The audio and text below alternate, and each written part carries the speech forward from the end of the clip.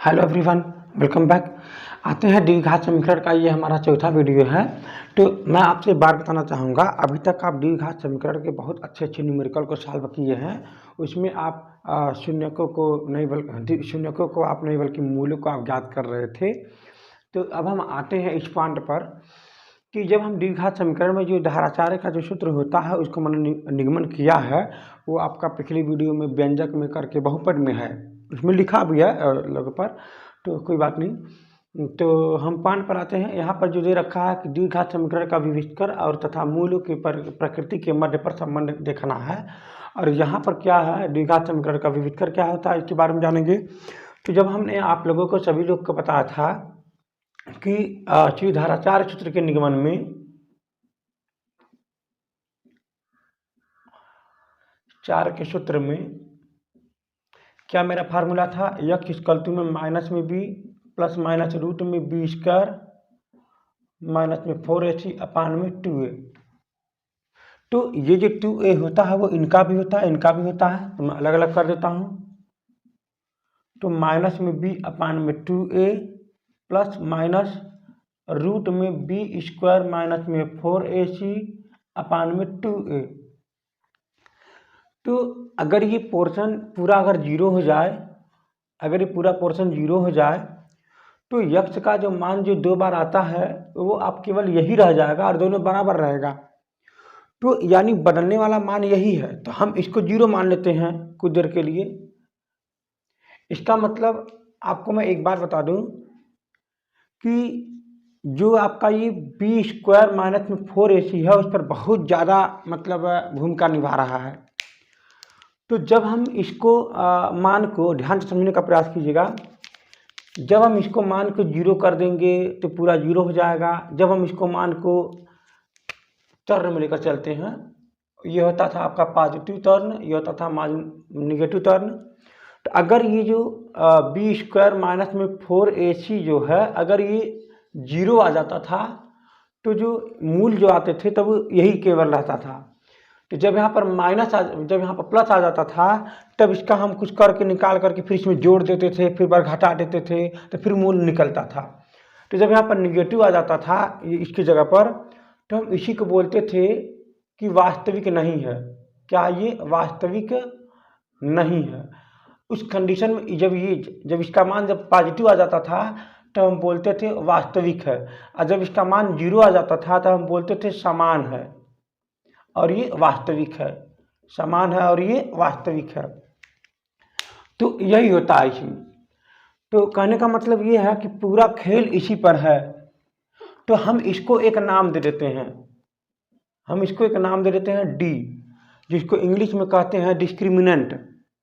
तो इसका मतलब डी बराबर में बी स्क्वायर माइनस में 4ac, इसी को हम बोलते हैं विविधकर और इसी को बोलते हैं डिस्क्रिमिनेंट, जो यहाँ पर लिखा हुआ है।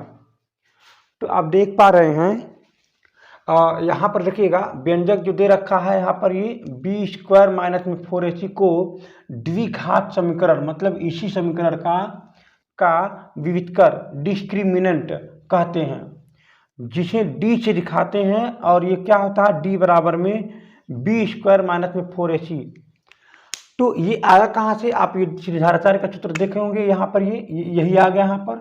तो जब हम इसके जगह पर डी रख देंगे तो ये आपका ये सूत्र का निगमन हो जाएगा, मतलब ये सूत्र आपको प्राप्त हो जाएगा। तो चलिए हम इसके बारे में थोड़ा सा चर्चा करते हैं कि जब डी बराबर जीरो हो जाता है तब क्या होता है, जब डी बराबर क्या होता है पॉजिटिव मतलब प्लस में जाएगा तब क्या होगा, माइनस में जाएगा तब क्या होगा। आते हैं पॉइंट पर।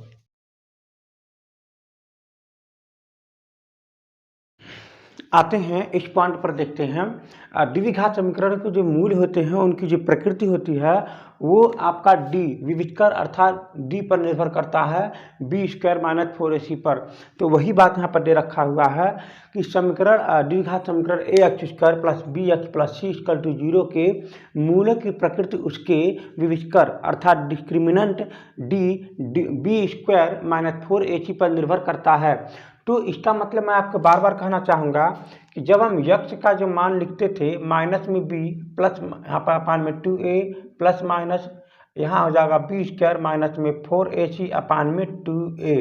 तो अब चलिए ध्यान से समझिएगा। तो जब हम मान को इसको मान लीजिए पूरे को जीरो बना देते हैं, जब ये पूरा जीरो बन जाएगा तो इसको जीरो बनने के लिए कहीं न कहीं बी स्क्वायर माइनस 4ac की ज़रूरत पड़ेगी। तो अगर ये पूरा जीरो बन जाता है तो ये दोनों बार यही रहेगा, इसका मतलब समान है और परिमेय है। तो इसका मतलब ये हुआ कि जब ये जीरो बन जाएगा तब, तो यहाँ पर दे रखा है कि बी स्क्वायर माइनस में 4ac इक्वल टू जीरो, तब वास्तविक परिमेय और समान होगा। यानी ये आप जीरो वाला बात तो आप समझ गए होंगे। तो अब हम बात करते हैं, मान लीजिए यहाँ पर आता है जीरो से पहले मतलब धनात्मक होता है और जीरो के इधर साइड जो होता है ऋणात्मक होता है और बीच में जीरो होता है। तो अगर यहाँ पर जो मैंने बार बार भी बताया है कि बी स्क्वायर माइनस में 4ac का मान अगर इधर जाएगा तो यहाँ पर दो बातें निकल सकती है। यहाँ पर दो बातें निकल सकती है। दो बातें क्या निकल सकती है? अगर यहाँ पर पूर्ण वर्ग हो, अगर यहाँ पर पूर्ण वर्ग ना हो, जैसे बात करो यहाँ पर 4 हो, यहाँ पर 5 हो, तो 4 का तो आप 2 लिख सकते हैं ना, मगर आप इसका तो नहीं लिख सकते हैं। तो इसीलिए जो है इसमें दो बातें कही गई है, जिसमें कहा है कि जीरो से बड़ा तो हो तथा पूर्ण वर्ग हो, तब वास्तविक होगा, परिमेय होगा, असमान होगा। अब असमान क्यों हो रहा है? देखिए असमान यहाँ पर दो कंडीशन है। एक प्लस लेने पर कुछ जोड़ दिया जाएगा तो उसका मान कुछ और होगा, एक माइनस लेने पर घटा दिया जाएगा उसका मान कुछ और होगा। भाई जब जोड़ेंगे घटाएंगे अलग अलग मान होगा तो अलग अलग प्राप्त होगा। तो इसीलिए कह रहा है कि असमान होगा, यहाँ पर भी असमान होगा, परंतु पूर्ण वर्ग न होने के नाते अपरिमेय हो जा रहा है।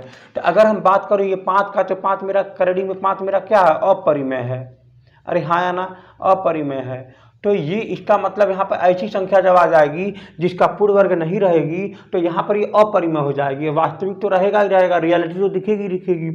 तो अब यहाँ पर देखिए क्या है, जब ये जीरो के पहले आ जाएगा मतलब हाँ माइनस में आ जाएगा। अगर बी स्क्वायर माइनस में 4ac जो है अगर ये इसके इधर आ जाएगा तो ये जो होते हैं ना वो काल्पनिक होते हैं, जो आयोटा के फॉर्म में चले जाते हैं। तो यहाँ पर माइनस आ जाएंगे, यहाँ पर करीडी के अंदर जब माइनस में आ जाएंगे तो वो संख्या माइनस में 1 की मल्टीप्लाई में होता है और माइनस 1 का मान होता है आई स्क्वायर, जिसे हम आयोटा बोलते हैं। तो इसलिए उसका फॉर्म यहाँ पर क्या हो जाता है? अवास्तविक हो जाता है, जिसे हम काल्पनिक बोलते हैं, मतलब कल्पना करना पड़ता है। अब हम आते हैं एक अच्छा न्यूमेरिकल, मतलब सभी न्यूमेरिकल लगाना स्टार्ट करते हैं तो आपको अच्छे से और समझ में आ जाएगा। ठीक है, हम अगले टॉपिक की तरफ बढ़ते हैं।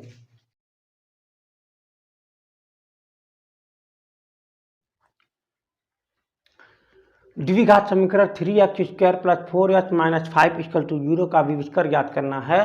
तो आपको पता होनी चाहिए मैंने क्या बताना है। यहाँ पर 3x² प्लस में 4x माइनस में 5 इक्वल टू 0। तो a equal to 3, b equal to में 4, c इक्वल टू में माइनस में 5। अब तो समझ रहे होंगे कहाँ से निकाले हैं।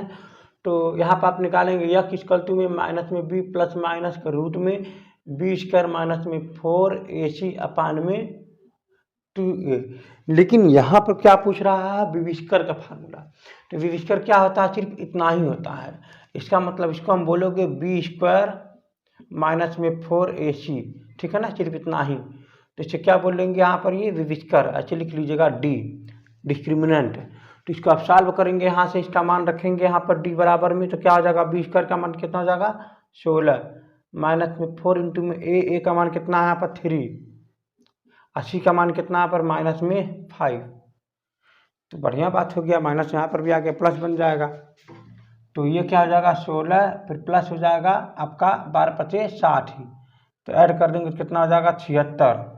तो ढूंढिए कहाँ 76 है इसमें? बी, ऑप्शन बी स्टार्ट शुरू है, ठीक है ना। तो यहाँ पर क्या कह रहा है? 2x² प्लस में 5x प्लस में 4 इक्वल टू 0, यही कह रहा है ना। यहाँ से मुझे याद करना है मूल क्या होंगे, परिमेय होंगे, बराबर होंगे, अपरिमेय होंगे, क्या होंगे, मतलब सब जा भी मालूम हो जाएगा। तो यहाँ से आप क्या लिखेंगे? a बराबर में 2, b बराबर में यहाँ पर यह है 5, c बराबर यहाँ है आपका ये 4, होता नहीं होता है। आप जो कल्पना करेंगे तो मतलब कंपेयर कर लीजिएगा। यहाँ से ax² प्लस में bx प्लस में c बराबर में 0, तो आपको ये मिल जाएगा। तो x बराबर क्या आ जाएगा? माइनस में b प्लस माइनस, तो ये क्या होता है? बी स्क्वायर माइनस में 4ac अपान में 2 इंटू में a। तो ये मूल होंगे क्या नहीं होंगे आपका वहाँ भी विविष्कर पर ही निर्भर करता है। तो d बराबर क्या होता है यहाँ पर? ये बी स्क्वायर माइनस में 4ac। तो यहाँ पर क्या रखेंगे? d बराबर में बी स्क्वायर, मतलब यहाँ हो जाएगा 25 माइनस में 4 इंटू a, सी का मतलब यहाँ हो जाएगा 4, तो यहाँ पर क्या हो जाएगा, तो माइनस में 32 हो जाएगा, इसका मतलब माइनस में 7 हो जाएगा। यानी रूट में जो आ रहा है ना, यानी यहाँ पर जो रूट में आ रहा है माइनस में 7 आ रहा है। अब करड़ी के अंदर संख्या माइनस में है, इसका मतलब क्या है, कल्पना है। इसका मतलब क्या है, कल्पना है। करड़ी के अंदर माइनस नहीं आनी चाहिए। और मैं आपको पहले ही बता चुका हूँ कि अगर आपका जीरो के रूट में इधर पॉजिटिव होता है, इधर साइड निगेटिव होता है, जीरो होता है, तो जीरो के पहले जितने भी अगर आ जाएंगे, अगर ये करड़ी में आ गया तो समझ लीजिए क्या कहेंगे, कल्पना कहेंगे, जिसे हम अमान्य कहेंगे, मतलब अवास्तविक संख्या कहेंगे। चलिए अगले क्वेश्चन की तरफ बढ़ते हैं। इस क्वेश्चन पर देखिए क्या कह रखा है कि यदि समीकरण 3x² minus 12x plus M equal to 0 को मूल बराबर हैं, कि मूल क्या है, बराबर हैं, तो यम का मान ज्ञात करना है। मैं आपको पहले ही बताया है कि अगर जब सिद्धाचार्य का सूत्र जब लिखते हैं तो यक्स इक्वल टू में क्या लिखते हैं, माइनस में b प्लस माइनस में 2a यहाँ पर हो जाएगा, b माइनस में 4ac नीचे भी हो जाएगा 2a। तो अगर मूल समान है, मूल बराबर हैं, तो कहीं न कहीं ये पूरा पोर्शन जीरो हो जाता है। अब इस पूरा पोर्शन जीरो होने तभी तो आपको ये यक्स का मान दोनों बार यही रहेगा, तो इसका मतलब पूरा पोर्शन जीरो होना आता है। जब जीरो होने के लिए हमारा मीन क्या करता है, विविध कर जो आपका है ना वो जीरो हो जाता है। यानी इस कंडीशन में डी बराबर में जो है आपका ये जो है आपका क्या, b² माइनस में 4ac, ये पूरा क्या बन जाना चाहिए, जीरो। तो चलिए हम यहाँ से रखते हैं, पहले आपको मान निकालना पड़ेगा यहाँ से। ये है आपका 3x² माइनस में 12x प्लस में m इक्वल टू 0। तो यहाँ से आप क्या करेंगे, a बराबर में 3, b बराबर में माइनस में 12, तो c बराबर में आपका हो जाएगा m। तो आप यहाँ पर रखिएगा, तो यहाँ पर क्या हो जाएगा, यहाँ पर b बराबर का मान कितना है, माइनस में 12 का होल स्क्वायर माइनस में 4 इंटू में a का मान कितना 3 और c का मान कितना m इक्वल टू 0। तो अगर आप इनको सॉल्व करेंगे तो पूरे को इधर कर दीजिएगा, प्लस बन जाएगा, तो ये आपका हो जाएगा 44 इक्वल टू में 4 इंटू में 3 इंटू में m। तो आप यहाँ से यम का मान निकालने के लिए बाकी सबको इधर कर देंगे, तो यम बराबर हो जाएगा 144/4 गुणे में 3। अब आप इसको सॉल्व करिएगा। जब आप इसको सॉल्व करेंगे तो क्या मिलेगा, जरा ध्यान से देखो। यम बराबर में मिलेगा आपको 144 है ना नीचे, तो नीचे गुणा करेंगे 12 हो जाएगा। अब आपको पता होनी चाहिए कि जो आया है 12 गुणे में 12 से आया, तो 1 12 कैंसिल हो जाएगा, तो यम का मान आपका 12 हो जाएगा।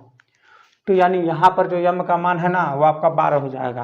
चलिए ठीक है, तो क्या मूल समान होंगे सच में, हाँ समान होंगे 12 होने पर। ठीक है, आगे तरफ आते हैं।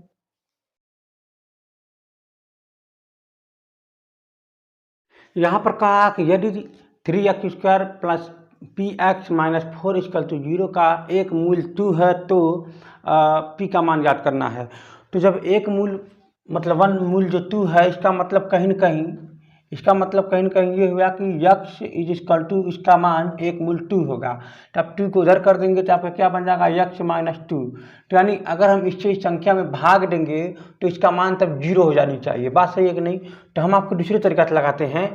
तो इसका मतलब ये हुआ कि यक्स माइनस में 2 जब इसके भाग देंगे कि इसमें हम 3x² प्लस में px माइनस में 4, तो ये इसका अगर मूल है, अगर इसका ये मतलब एक पार्ट है, इसका मूल है, तो इस कंडीशन में भाग देने पे ये कट जानी चाहिए। तो लास्ट में कुछ p के रेस्पेक्ट में इसका कुछ भागफल बच जाएगा, इसलिए मैं शेषफल बच जाएगा। जरा मैं देखता हूँ, तो यहाँ पर देखिए कितने का यहाँ पर गुणा करना पड़ेगा, यहाँ पर 3x मतलब ये बन जाएगा, यहाँ पर 3 की कमी हो रही है और यहाँ पर x की कमी हो रही है।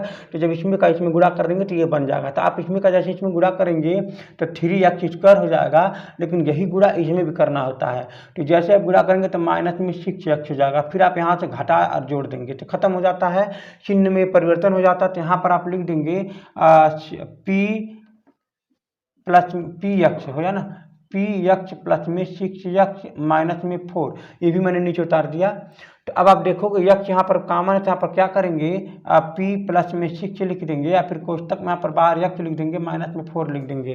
तो अब आप देखो यहाँ पर भी यक्ष है, यहाँ पर भी यक्ष है, तो कमी किसका, इनका कमी है, यानी प्लस में p प्लस में 6 की कमी है। तो जैसे इसमें गुणा करेंगे तो आपका हो जाएगा p प्लस में 6, और फिर इसका गुणा करेंगे तो यहाँ हो जाएगा आपका ये यक्ष, और फिर जैसे ही गुणा इसका इसमें करेंगे तो ये आपका हो जाएगा माइनस में p प्लस में 6, अंदर में यहाँ पर हो जाएगा आपका ये 2। अब ध्यान से देखिएगा, तो ये आपका माइनस हो जाएगा, ये आपका प्लस हो जाएगा, तो ये आपका कैंसिल हो जाएगा।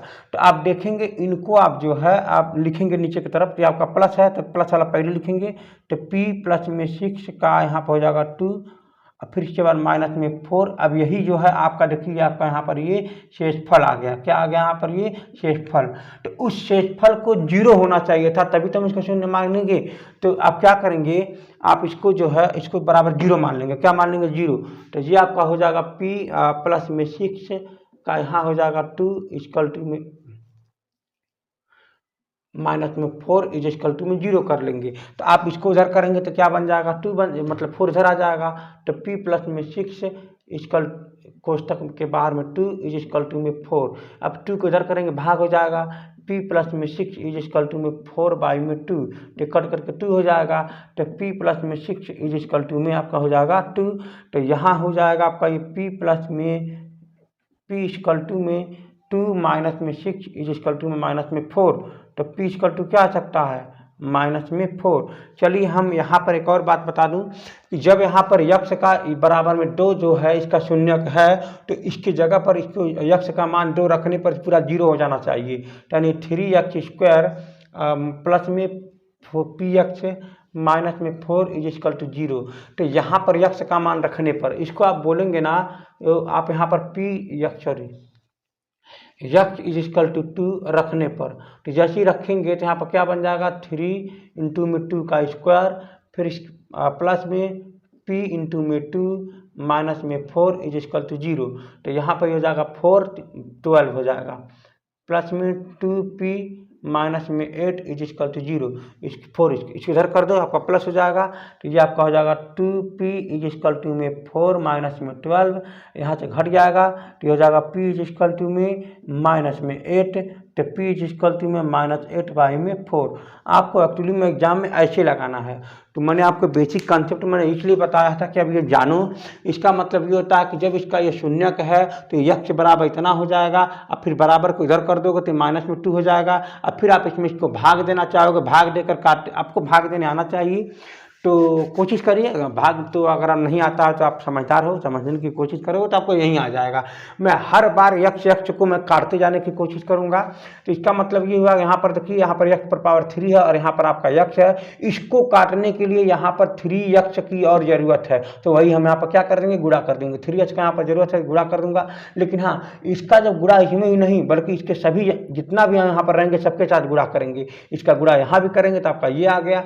तो चिन्ह नीचे का परिवर्तन कर देते हैं। अगर यहाँ पर ये आपका क्या है माइनस प्लस है तो माइनस हो जाएगा, माइनस प्लस हो जाएगा। अब ये क्यों होता है ऐसा आपको समझना बहुत जरूरी है, जानना चाहिए आपको। कारण ये है कि मान लीजिए आपको कहा जा कि 5 में से आप 2 प्लस में 6 घटा दीजिए, तो आप जब ये घटाओगे ना तो ये माइनस अंदर भी जाएगा तो ये सबको बदल देगा चिन्ह का। इसका मतलब -2 या फिर माइनस में 6 हो जाएगा। तो यही चिन्ह वही मतलब ये होगा कि जो चीज़ घटाया जा रहा है तो वो कोष्टक में है, और जब वो कोष्टक में है और जब घटाते हैं तो जब कोष्टक टूटती है तो अंदर का सब चिन्ह बदल जाता है। वही चीज़ यहाँ पर है।